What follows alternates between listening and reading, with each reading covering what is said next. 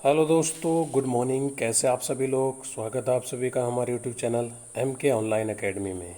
दोस्तों, सहायक अध्यापक से संबंधित, सुपर टेट से संबंधित महत्वपूर्ण प्रश्न उत्तर हम आपके लिए लेकर आ गए आए हैं।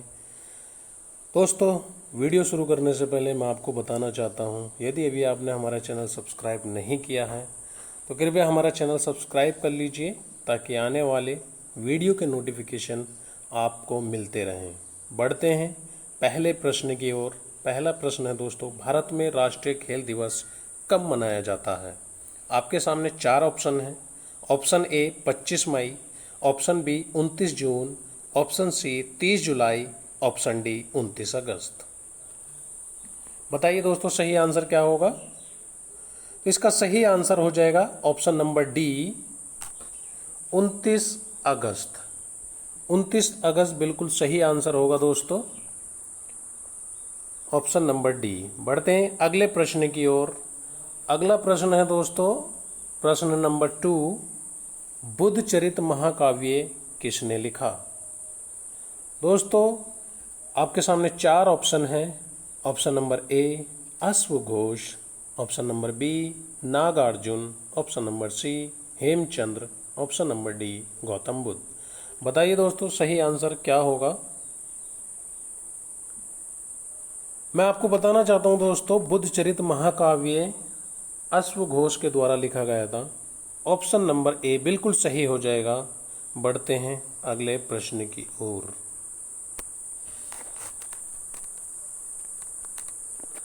अगला प्रश्न है प्रश्न नंबर 3, नाथ पंथ नामक संप्रदाय के प्रवर्तक कौन थे? नाथ पंथ नामक संप्रदाय के प्रवर्तक कौन थे दोस्तों? हमारे पास 4 ऑप्शन है। Matsyendra Nath, Gorakhnath, Shrinath, Vasav. Option number A बिल्कुल ठीक हो जाएगा। मत्स्येंद्र नाथ, नाथ पंथ नामक संप्रदाय के प्रवर्तक थे दोस्तों मत्स्येंद्र नाथ। बढ़ते हैं अगले प्रश्न की ओर।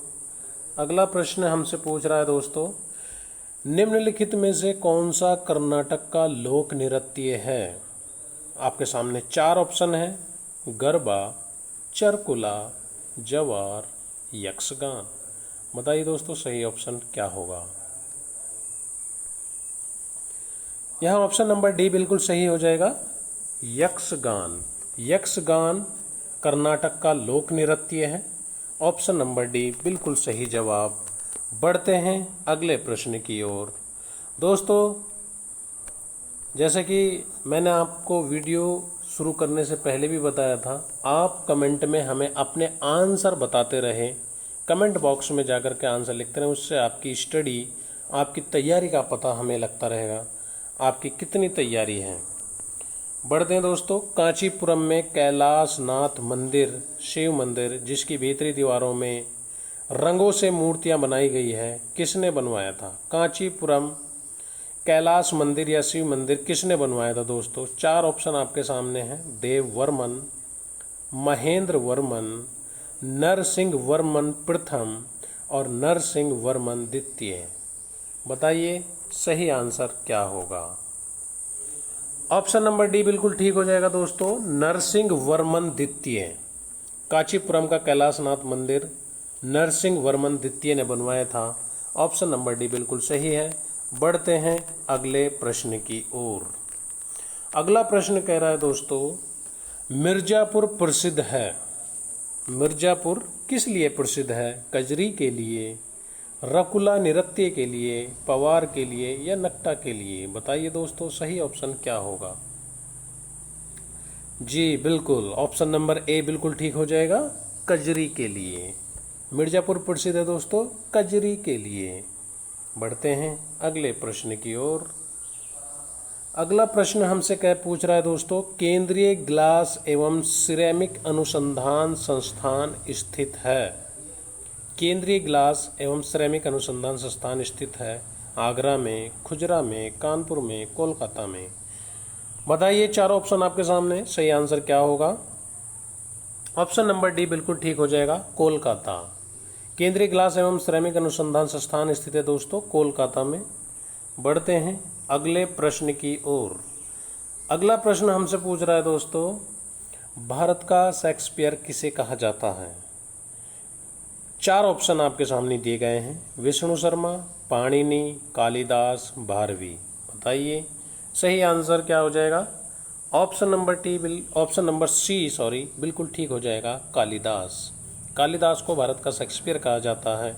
बढ़ते हैं अगले प्रश्न की ओर। दोस्तों अगला प्रश्न बहुत ही अच्छा प्रश्न है। कुंभ मेले को यूनेस्को की अमूर्त सांस्कृतिक धरोहर सूची में कब शामिल किया गया? कुंभ मेले को यूनेस्को की अमूर्त सांस्कृतिक धरोहर सूची में कब शामिल किया गया? 4 ऑप्शन है आपके सामने, 2017 में, 18 में, 12 में या 15 में। बताइए दोस्तों सही आंसर क्या होगा? ऑप्शन नंबर ए बिल्कुल ठीक हो जाएगा, वर्ष 2017 में। वर्ष 2017 में कुंभ मेले को यूनेस्को की अमूर्त सांस्कृतिक धरोहर सूची में शामिल किया गया था। बढ़ते हैं अगले प्रश्न की ओर। अगला प्रश्न हमसे पूछ रहा है दोस्तों, कथकली किस राज्य का प्रमुख शास्त्रीय नृत्य है? कथकली किस राज्य का प्रमुख शास्त्रीय नृत्य है? ऑप्शन है आपके सामने, उत्तर प्रदेश, आंध्र प्रदेश, कर्नाटक, केरल। आई होप इसका आंसर सभी को पता होगा। ऑप्शन नंबर डी बिल्कुल ठीक हो जाएगा, केरल। ऑप्शन नंबर डी बिल्कुल ठीक हो जाएगा, केरल। बढ़ते हैं अगले प्रश्न की ओर। अगला प्रश्न हमसे पूछ रहा है दोस्तों, सौरभ चौधरी का संबंध किस खेल से है? इंपॉर्टेंट क्वेश्चन है। सौरभ चौधरी का संबंध किस खेल से है? ऑप्शन है आपके सामने 4, मुक्केबाजी, क्रिकेट, निशानेबाजी या कुश्ती।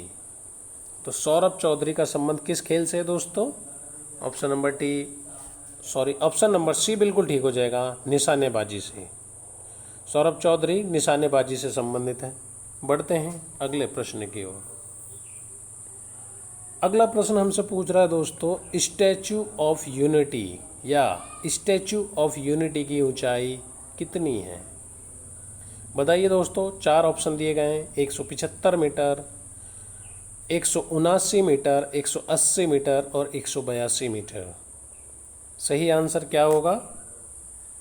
ऑप्शन नंबर डी बिल्कुल ठीक हो जाएगा, 182 metre. Option number D 182 metre. बढ़ते हैं अगले प्रश्न की ओर दोस्तों। अगला प्रश्न हमसे पूछ रहा है, भारत की पहली इंजन रहित रेलगाड़ी तैयार हुई, उसका क्या नाम था? भारत की पहली इंजन रहित रेलगाड़ी तैयार हुई, उसका क्या नाम था? ट्रेन 11, ट्रेन 14, ट्रेन 16 या ट्रेन 18? सही option number D, train 18। Train 18 बिल्कुल ठीक हो जाएगा, आपके सामने आंसर दिया गया है। बढ़ते हैं अगले प्रश्न की ओर। अगला प्रश्न हमसे पूछ रहा है, द एक्सीडेंटल प्राइम मिनिस्टर पुस्तक के लेखक कौन थे? द एक्सीडेंटल प्राइम मिनिस्टर, इस पुस्तक के लेखक कौन थे दोस्तों? कुलदीप नायर, संजय बारू, एस बोस या करण थापर? बताइए दोस्तों सही आंसर क्या होगा? जी बिल्कुल, ऑप्शन नंबर बी बिल्कुल ठीक हो जाएगा, संजय बारू। ऑप्शन नंबर 2 बिल्कुल सही हो जाएगा, संजय बारू। बढ़ते हैं अगले प्रश्न की ओर। एग्जाम वॉरियर्स, जी बिल्कुल बहुत फेमस पुस्तक है, हाल फिलहाल में ही लिखी गई थी। एग्जाम वॉरियर पुस्तक किसके द्वारा लिखी गई है? प्रणब मुखर्जी, अरुण शौरी, अमिताभ घोष या नरेंद्र मोदी? बिल्कुल आप सभी को इसका आंसर मालूम होगा, ऑप्शन नंबर डी बिल्कुल ठीक हो जाएगा, नरेंद्र मोदी। बढ़ते हैं अगले प्रश्न की ओर। प्रश्न नंबर 16, मिल्कमैन उपन्यास की लेखिका है अरुंधति राय, एना बंस, किरण देसाई, हिलेरी मैथल? बताइए दोस्तों सही आंसर क्या होगा? ऑप्शन नंबर बी बिल्कुल ठीक हो जाएगा, एना बंस। एना बंस मिल्कमैन उपन्यास की लेखिका हैं। बढ़ते हैं अगले प्रश्न की ओर। अगला प्रश्न कह रहा है, जीवन कौशल का मुख्य उद्देश्य है। जीवन कौशल का मुख्य उद्देश्य क्या है? क्षमताएं विकसित करना, चुनौतियों एवं मांगों के अनुसार योग्यता का विकास करना, प्रत्येक प्रश्न का उत्तर प्राप्त करना या अच्छा शिक्षक बनना। बताइए दोस्तों, जीवन कौशल का मुख्य उद्देश्य क्या है? आपके सामने ऑप्शन नंबर बी दिया गया है, बिल्कुल ठीक हो जाएगा। चुनौतियों एवं मांगों के अनुसार योग्यता का विकास करना। बढ़ते हैं अगले प्रश्न की ओर। प्रश्न नंबर 18, अभिप्रेरणा के मूल प्राविधि के प्रतिपादक हैं। अभिप्रेरणा की मूल प्राविधि के प्रतिपादक कौन है दोस्तों? फ्रायड है, क्लार्क एल हल है, मैकडूगल है या माग्रन है। ऑप्शन नंबर सी बिल्कुल ठीक हो जाएगा। हमारा ऑप्शन नंबर सी दिया गया है, मैकडूगल। मैकडूगल बिल्कुल सही आंसर है। अभिप्रेरणा के मूल प्राविधि के प्रतिपादक थे। बढ़ते हैं अगले प्रश्न की ओर। अगला प्रश्न है दोस्तों प्रश्न नंबर 19, सहानुभूति कौशल में व्यक्ति क्या करता है? सहानुभूति कौशल में व्यक्ति दूसरों की परेशानियों को समझता है, दूसरों को पसंद करता है, दूसरों की इच्छा अनुसार कार्य करता है या हमेशा भ्रम में रहता है। बताइए दोस्तों, क्या करता है? ऑप्शन नंबर ए बिल्कुल ठीक हो जाएगा, दूसरों की परेशानियों को समझता है। बढ़ते हैं अगले प्रश्न की ओर। अगला प्रश्न है प्रश्न नंबर 20, पुरस्कार किस प्रकार की अभिप्रेरणा है? पुरस्कार किस प्रकार की अभिप्रेरणा है? धनात्मक एवं प्रत्यक्ष, धनात्मक एवं अप्रत्यक्ष, ऋणात्मक एवं प्रत्यक्ष या ऋणात्मक एवं अप्रत्यक्ष। बताइए दोस्तों, सही आंसर क्या होगा? इसका सही आंसर हो जाएगा दोस्तों ऑप्शन नंबर 1, धनात्मक एवं प्रत्यक्ष। धनात्मक एवं प्रत्यक्ष बिल्कुल सही आंसर होगा। बढ़ते हैं अगले प्रश्न की ओर। अगला प्रश्न हमसे पूछ रहा है, शिक्षा का अधिकार आरटीसी एक्ट किस वर्ष में प्रभावी हुआ? शिक्षा का अधिकार आरटीसी एक्ट किस वर्ष में प्रभावी हुआ? 2009 में, 2010 में, 2005 में या 2001 में? बताइए सही आंसर क्या होगा? ऑप्शन नंबर बी बिल्कुल ठीक हो जाएगा, 2010 में। बढ़ते हैं अगले प्रश्न की ओर। दोस्तों, यदि आप हमारी वीडियो पे, हमारी चैनल पे हमारी वीडियो देख रहे हैं तो कृपया हमारा चैनल सब्सक्राइब कर लीजिए, शेयर कीजिए तथा कमेंट करना ना भूलें। अगला प्रश्न है प्रश्न नंबर 22, मूल्य वह है जो मानव इच्छाओं की तुष्टि करे। ये विचार दिए गए किसके द्वारा? मूल्य वह है जो मानव इच्छाओं की तुष्टि करे। ये विचार किसके हैं, किसके द्वारा दिए गए? अरस्तु के द्वारा, हम द्वारा, अर्बन द्वारा या हॉवडिंग द्वारा? ऑप्शन नंबर सी बिल्कुल ठीक हो जाएगा, अर्बन द्वारा। माफ़ करना दोस्तों, यहाँ द्वारा गलत राइट किया गया है, तो इसको माइंड ना करें कृपया। अर्बन द्वारा, अर्बन द्वारा। बढ़ते हैं अगले प्रश्न की ओर। प्रश्न नंबर 23, निम्नलिखित में से कौन सा एक सामाजिक प्रेरक है? 4 ऑप्शन दिए गए हैं आपके सामने। आत्मगौरव, प्रेम, भूख, प्यास। बताइए दोस्तों, सही आंसर क्या होगा? ऑप्शन नंबर ए बिल्कुल ठीक हो जाएगा, आत्मगौरव। आत्मगौरव एक सामाजिक प्रेरक है। बढ़ते हैं अगले प्रश्न की ओर। अलग ढंग से कार्य करने तथा नए तरीके का इस्तेमाल करने की योग्यता कहलाती है। अलग ढंग से कार्य करने, नए तरीके का इस्तेमाल करने की योग्यता यानी कि क्रिएटिविटी की योग्यता क्या कहलाती है? सृजनात्मक, व्यक्तित्व विकास, नवीनता या जागरूकता? बिल्कुल दोस्तों, ऑप्शन नंबर ए बिल्कुल ठीक हो जाएगा। ऑप्शन नंबर ए बिल्कुल ठीक हो जाएगा, सृजनात्मक। बढ़ते हैं अगले प्रश्न की ओर। अगला प्रश्न हमसे पूछ रहा है, व्यावसायिक निर्देशक का प्रयोग सर्वप्रथम किसने किया? मायर ने, पार्सन्स ने, हॉक ने या ब्रेवर ने? व्यावसायिक निर्देशक का प्रयोग सर्वप्रथम किसने किया दोस्तों? 4 ऑप्शन दिए गए, Mayr, Parsons, Hawk, Brewer. Option number 2 बिल्कुल ठीक हो जाएगा, पार्सन्स। पार्सन्स बिल्कुल सही ऑप्शन है। बढ़ते हैं अगले प्रश्न की ओर। बहुत ही इंपॉर्टेंट क्वेश्चन है, बहुत ही अच्छा क्वेश्चन है। एनसीईआरटी ने शैक्षिक संदर्भ में निम्नलिखित मूल्यों में किसको स्वीकार किया है? सफाई एवं सच्चाई, श्रम, समानता एवं सहयोग, या सभी को? बताइए दोस्तों। सही ऑप्शन हो जाएगा सी, समानता एवं सहयोग। बढ़ते हैं अगले प्रश्न की ओर। अगला प्रश्न हमसे पूछ रहा है, कंप्यूटर से संबंधित प्रश्न है, बिट का विस्तृत रूप क्या है? Binary tree, binary digit, binary term, या बाइनरी टास्क? बताइए दोस्तों सही ऑप्शन क्या होगा? ऑप्शन नंबर बी बिल्कुल ठीक हो जाएगा, बाइनरी डिजिट। बढ़ते हैं अगले प्रश्न की ओर। अगला प्रश्न हमसे पूछ रहा है, VLE का विस्तृत रूप क्या है? बताइए दोस्तों, VLE का विस्तृत रूप क्या है? Value learning environment, virtual loaded environment, virtual learning environment, या वैल्यू लोडेड एनवायरनमेंट? सही ऑप्शन क्या होगा? ऑप्शन नंबर सी बिल्कुल ठीक हो जाएगा, virtual learning environment. Virtual learning environment VLE की फुल फॉर्म होती है। बढ़ते हैं अगले प्रश्न की ओर।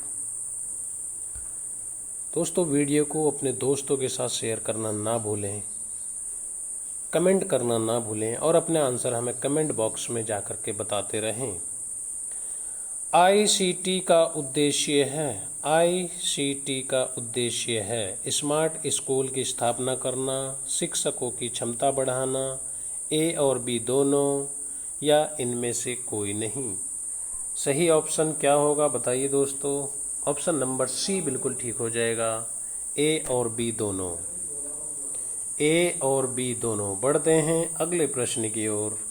कंप्यूटर से संबंधित प्रश्न है, स्पैम होता है अवांछित संदेश, वांछित संदेश, प्रोटोकॉल, या ये सभी? ऑप्शन नंबर ए बिल्कुल ठीक हो जाएगा, अवांछित संदेश होता है स्पैम। बढ़ते हैं अगले प्रश्न की ओर।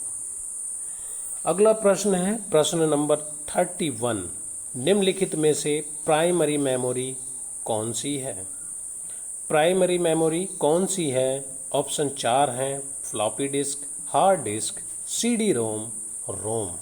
बताइए दोस्तों सही आंसर क्या होगा? ऑप्शन नंबर डी बिल्कुल ठीक हो जाएगा, रोम। रोम प्राइमरी मेमोरी होती है। बढ़ते हैं अगले प्रश्न की ओर। कृदंत प्रत्यय किन शब्दों के साथ जुड़ते हैं? कृदंत प्रत्यय किन शब्दों के साथ जुड़ते हैं? हिंदी का प्रश्न है दोस्तों। 4 ऑप्शन दिए गए हैं, संज्ञा, सर्वनाम, क्रिया, अवयव। बताइए दोस्तों सही ऑप्शन क्या होगा? ऑप्शन नंबर सी बिल्कुल ठीक हो जाएगा, क्रिया के साथ। कृदंत प्रत्यय किसके साथ जुड़ते हैं दोस्तों? क्रिया के साथ। बढ़ते हैं अगले प्रश्न की ओर। अगला प्रश्न हमसे पूछ रहा है दोस्तों, जो व्याकरण जानता है इस वाक्यांश के लिए एक शब्द आपको बताना है, उसे क्या कहते हैं? वैज्ञानिक, व्याकरण, बहुज्ञ, या शास्त्रज्ञ? ऑप्शन नंबर बी बिल्कुल ठीक हो जाएगा, व्याकरण। बढ़ते हैं अगले प्रश्न की ओर।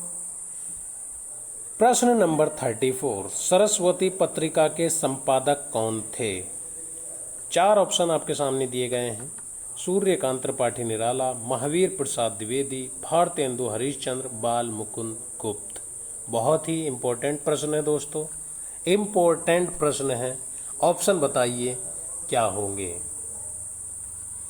सरस्वती पत्रिका के संपादक कौन थे? महावीर प्रसाद द्विवेदी। सही ऑप्शन बी हो जाएगा, महावीर प्रसाद द्विवेदी।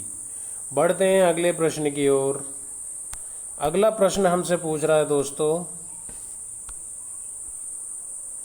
चितंबरा पर ज्ञानपीठ पुरस्कार किसको प्राप्त हुआ था? मैथिली शरण गुप्त को, सुमित्रानंदन पंत को, अयोध्या सिंह उपाध्याय हरिऔध को, रामधारी सिंह दिनकर को? बताइए सही ऑप्शन क्या होगा? बी बिल्कुल सही ऑप्शन हो जाएगा, सुमित्रा नंदन पंत। सुमित्रा नंदन पंत के द्वारा लिखी गई थी चितंबरा, जिस पर उन्हें ज्ञानपीठ पुरस्कार प्राप्त हुआ था। मोस्ट प्रश्न है, इम्पोर्टेंट प्रश्न है, ध्यान से बढ़ते हैं अगले प्रश्न की ओर।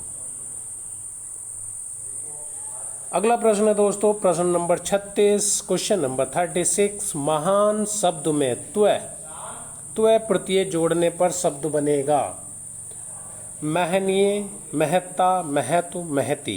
बताइए सही ऑप्शन क्या होगा। ऑप्शन नंबर सी बिल्कुल ठीक हो जाएगा, महतु। बढ़ते हैं अगले प्रश्न की ओर।